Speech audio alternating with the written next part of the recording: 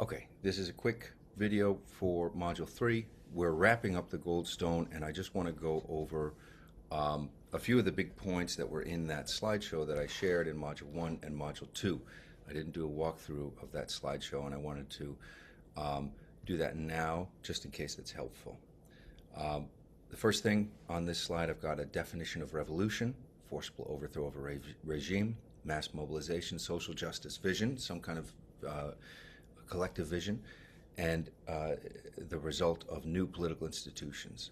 And these are just the way that I would do bullet points on this aspect of the Goldstone. And so you can use this as an example, but also, most importantly, I think I want you to think about what aspects of Goldstone's argument, and this is an argument that he's putting forward, you agree with, and what you maybe disagree with or quibble with.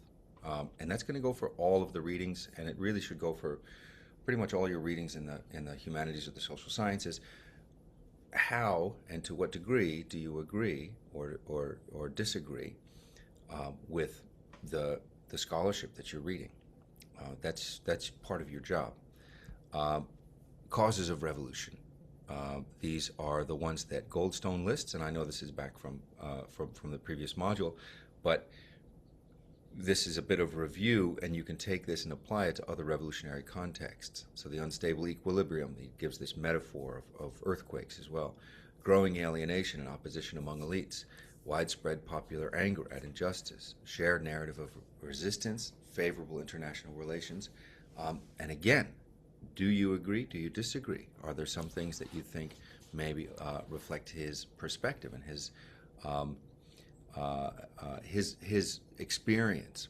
Now, we use the term bias in a negative way, but I think that everybody has a perspective when they come to their subject. And so he's going to bring his experience, hopefully some wisdom and expertise, but this still will be his perspective, and you can take a look at what he does and decide to what degree you agree or disagree.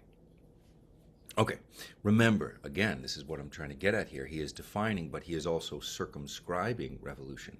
By circumscribing, I mean he's kind of putting fences around his idea, which is what every good scholar should do. I disagree with Goldstone on a number of points, but this is what a good scholar does. A good scholar says, here's what I'm doing, and maybe here's what I'm not doing. Here's what would be too much. So who gets included within this category of revolutionary? And then who is more derisively called a rebel or a traitor or a heretic? I haven't yet seen the TV series Andor, but a lot of my students have in previous classes of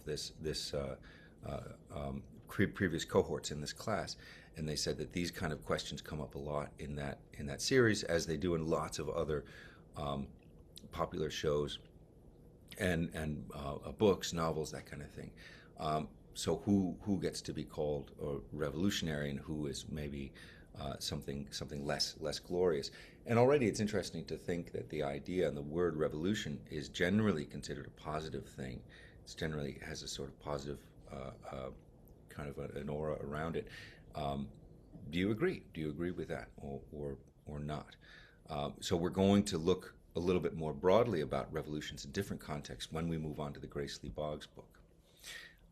But there is a kind of morality in the language. Teleology, telos means telling history from the end, or the telos, and it's a Greek way of it's a Greek term, but it basically means it's a kind of fallacy. It's a kind of incorrect way of reading the past, and it sees a kind of determinism or path dependency, where there could only have been one outcome, and it was the way that it was the end of the revolution, and therefore it gets called a revolution and not an insurrection or a putsch or a rebellion or something else.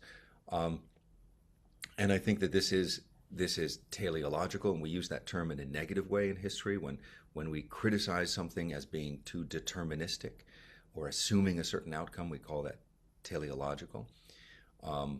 And I think that's an interesting thing within the conversations around revolutions. Okay, so we're getting a little bit into historiography there, but I think that's worthwhile and worth touching on. Are revolutions always progressive? And that gets us to the question of what human progress is. Very much a question that's on the table, I think, in our sort of conversations around technology. What does human progress constitute? Does it constitute greater equality, or does it constitute, more billionaires? Those are two very, very different things. I think when we look at our policy and the way in which our government is structured, and our tax system and that kind of thing, it is very much an open question as to what constitutes human progress. And that's big moral philosophy and political philosophy. And that's not the only focus of the class, but I think you should consider that. Are these ideas of progress universal? Can one articulation of progress in one period of time be taken to another time, or do you think they change? And do they change in time and space depending on one's experience and one's culture, one's faith, one's social background, those kind of things? Or is there some kind of idea of human progress, greater protection of human rights, for example? That's what something like the United Nations is trying to articulate. And there are those, I think, today who are trying to roll back that post-World War II consensus of a human rights, universal declaration of human rights. Okay, so that's what we're starting with in the class, and then we're also going to go on, and I'm going to encourage you to skim through these other slides that I've put together here for you. Think about the way these words are being deployed, the way I'm using them, the way you're thinking about them, the way Goldstone and then next Grace Lee Boggs will be thinking about them, and think about to what degree you agree and disagree with these ideas and grapple with them, wrestle with them. I want to see you thinking about that. Okay, and I've added some notes about revolutions in different contexts, and I'm going to leave that for you, looking at things as early as agricultural revolution, where there's this question of the introduction of patriarchy and inequality with farming, and this is an old idea from a number of anthropologists and sociologists. The agricultural revolution brings about great surplus and concentrations of wealth and humanity, and in many ways that's a good thing, but also it brings about great inequality, and so that's another aspect. Okay, religions, philosophies, and science, music, art. Take a look at these. These are just a few different ways to think about that. And then finally, I leave you on this question of what a reactionary is, and that's kind of an opposite, an exact opposite of revolutionary. Reactionary is somebody who responds to social or political liberalization with an attempt to roll it back. This is different from a conservative who wants to preserve or maybe resurrect some idea of an idealized past. A reactionary is explicitly looking to wind back the clock on certain kinds of progress and certain kinds of reforms. And it's important to distinguish between a conservative and a reactionary. Reactionary, like, I used this word teleology before, that's a negative term. Reactionary is a negative term. It's a kind of exonym. That is, it's a term that people use to criticize other people. It's a term that somebody who is reform or progressive or revolutionary minded, and that they would use to criticize somebody who thinks that they're taking things too far, that they're reactionary.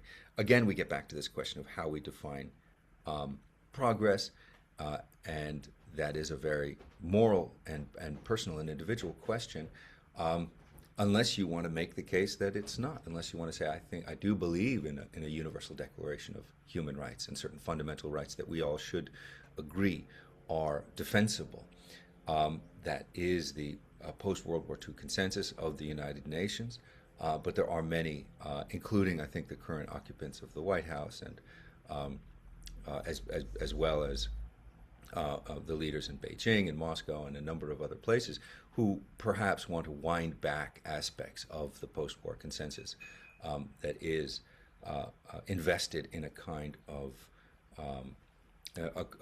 progress for a broader liberalization, and humanity, in the defense of humanity and human rights.